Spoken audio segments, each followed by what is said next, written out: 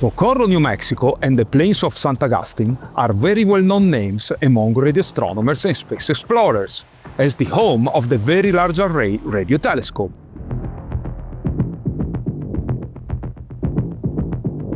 The VLA is composed of 27 antennas, each 25 meters in diameter, deployed in a Y-shaped array with all the equipment to function as a giant interferometer.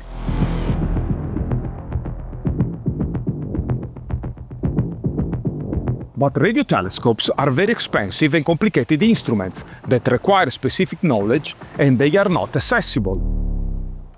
That's why we developed the Spider Radio Telescope, to be a turnkey solution for radio astronomy outreach and education.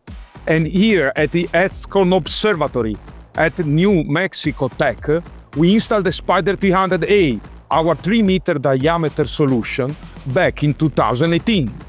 Now we are back to upgrade the radio telescope with the new radio over fiber kit for Spider radio telescopes that improves system performance by removing typical signal loss of standard coaxial cables.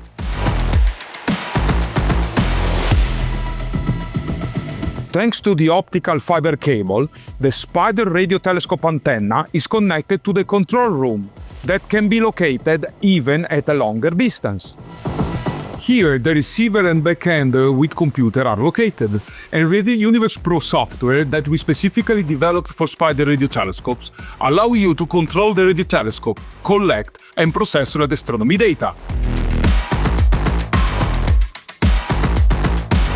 Thanks to the Spider 300A radio telescope, just upgraded with the radio over fiber kit, now the Etscorn Observatory at the New Mexico Tech has a compact but advanced radio telescope for radio astronomy activities, outreach and education.